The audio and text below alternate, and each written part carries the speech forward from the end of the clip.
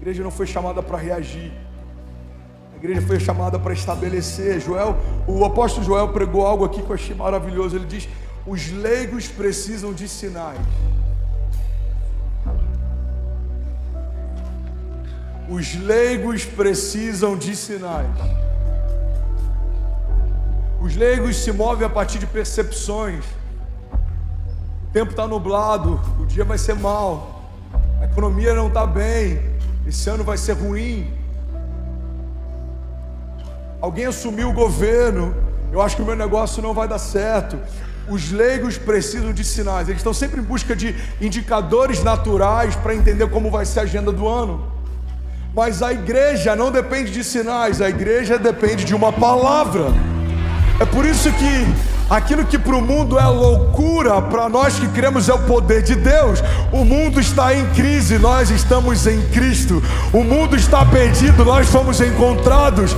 No mundo nunca houve tantos divórcios, nós renovaremos a nossa aliança de casamento.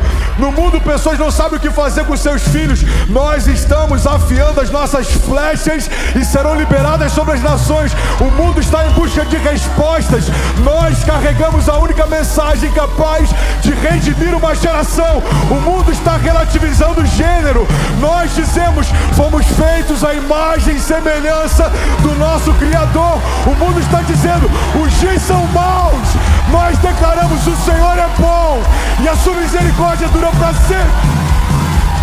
Aleluia, aleluia, aleluia. O mundo está perdido, irmão,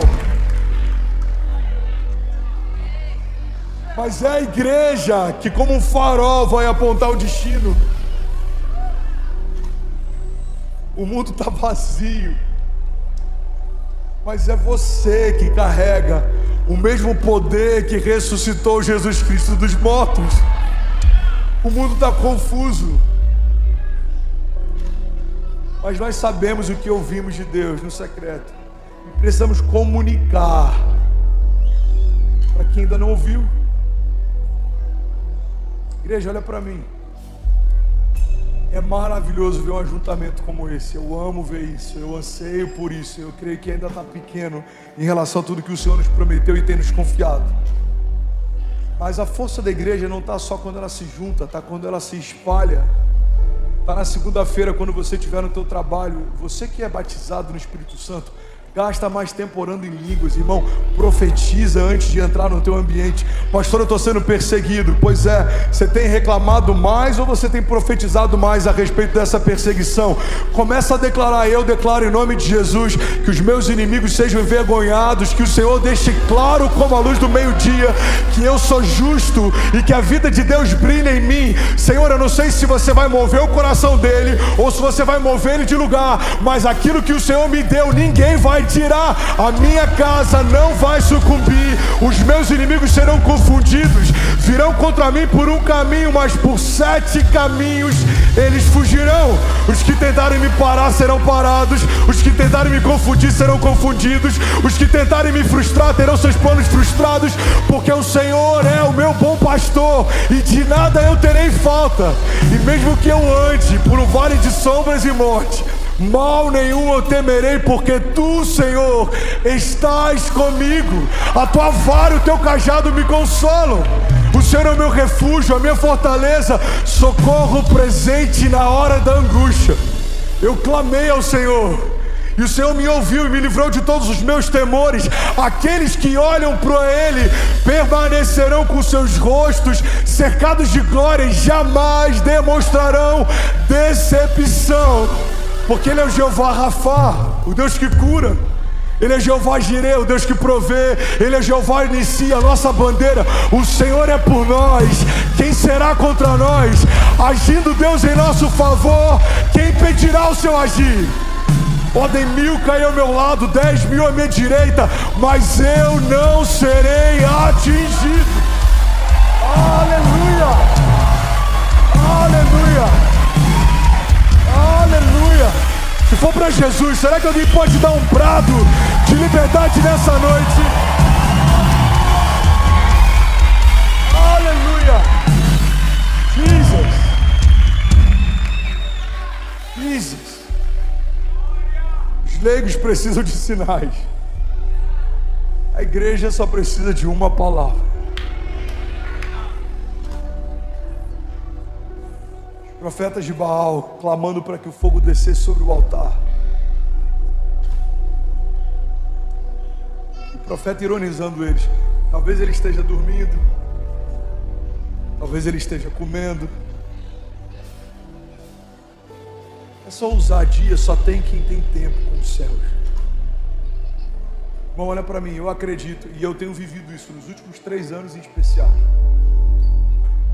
Todo levante do inferno que acontece contra um homem de Deus posicionado em uma palavra, só traz sobre você novas patentes e aceleração. Ninguém para alguém firmado em uma palavra. E é por isso que o inferno tem tentado tanto confundir a gente, porque se a igreja perde a sensibilidade de discernir os céus, a gente perde a nossa agenda. Como o povo no deserto, na antiga aliança, a nuvem se movia, eles se moviam, a nuvem parava, eles paravam. Existem indicativos nos céus que definem a nossa jornada na terra. Mas a gente precisa gastar tempo discernindo os céus, entendendo como eles se movem, qual é a palavra para hoje, qual é a agenda de Deus para esse ano, o que o Senhor tem para mim, quais são as portas que Ele abriu e eu vou entrar com ousadia, quais são as portas que Ele fechou e eu vou parar de forçá-las. Precisamos ouvir os céus. Alguém crê nisso? Diga amém. Tudo começa pela palavra.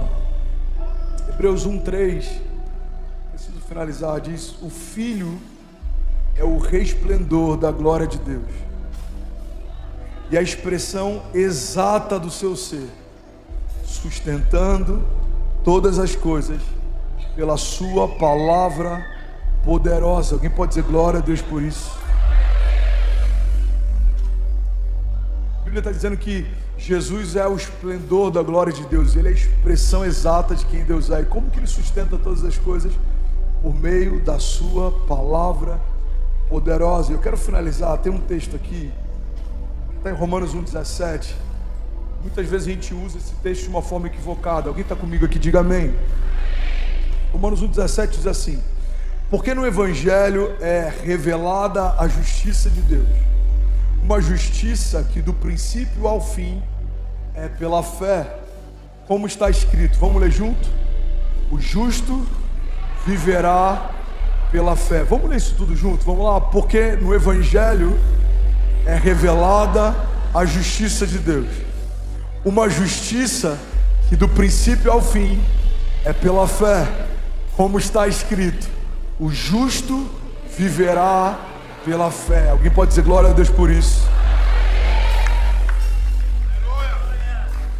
No original, o que esse texto quer dizer é que viver pela fé significa aquilo que dá origem a algo. Mas muitas vezes a gente usa esse termo como se fosse uma igreja que vive sempre pelo livramento. Então, se você perguntar para alguém que está numa crise: como é que você está, irmão? Irmão, estou vivendo pela fé. Alguém já usou, já ouviu esse termo? Cara, como é que está? Eu vi lá que fechou tua empresa. Ah, estou vivendo pela fé. É errado, pastor? Não, mas é parcial. Viver pela fé não significa só acessar o livramento que Deus tem no dia da crise. Viver pela fé significa profetizar o que a gente ainda não viveu, mas vai viver. Viver pela fé no original significa aquilo que dá origem a algo, ou seja, você vai abrir a sua boca e profetizar, e algo impossível vai acontecer. Vou falar isso de novo e alguém vai pegar isso aqui no espírito. Você vai declarar o que ninguém viu, você vai profetizar o que ninguém ouviu, você vai se mover por aquilo que ninguém jamais experimentou, e vai acontecer. Por quê? Porque o justo vive pela fé. Eu lembro quando a gente começou a igreja de Miami e uma palavra veio no meu espírito: uma igreja para a cidade e uma cidade para as nações. E no meio da pandemia nós vimos 30 nações todos os domingos sustentando a nossa igreja. Por quê? Porque uma palavra liberada através da boca de um justo, ela pode muito em seus efeitos. Nós veremos nações reunidas nesse lugar. Meses depois, Mais de 30 delas todos os domingos. Quando o seu pastor profetiza que em pouco tempo, as próximas conferências, a gente vai precisar de voluntários recebendo caravanas nos aeroportos. Eu não estou querendo emocionar você, eu não estou falando para você só, eu estou falando para os céus, eu estou comunicando uma realidade, eu estou trazendo à existência o que não existe, eu estou tratando como se já fosse uma coisa que ainda não é. Precisamos profetizar. Alguém está comigo? Diga amém. Que essa dinâmica que Deus tem para mim, essa dinâmica que Deus tem para você, essa dinâmica que Deus tem para nós, o justo viverá pela fé. Eu lembro quando a gente pisou nesse auditório a primeira vez, o piso era mais alto, o teto era mais baixo, tinha parede em todos os lugares. A gente olhou para isso aqui, eu falei, em 10 dias vamos cultuar aqui dentro.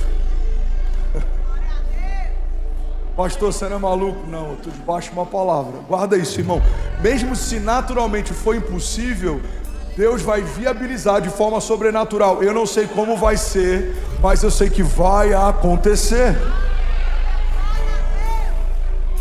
Às vezes o como está roubando da gente o quem. Guarda isso, eu vou finalizar aqui. A Bíblia diz que quando Pedro recebe um convite de Jesus, Jesus diz, Pedro, sou eu, vem. Guarda isso, irmão. A gente se espanta pelo fato de Pedro ter andado sobre a água, mas na verdade, antes de andar sobre as águas, ele andou sobre a palavra. Toda palavra que Deus libera ao seu encontro constrói um caminho de milagres que leva até Ele. Pega isso. Toda palavra que Deus libera ao seu encontro constrói um caminho de milagres que leva até Ele. Os discípulos estão assustados. Aí Pedro fala, Senhor, se é você, me faz ir ter contigo. Jesus fala, Pedro, sou eu. Não tenha medo, vem.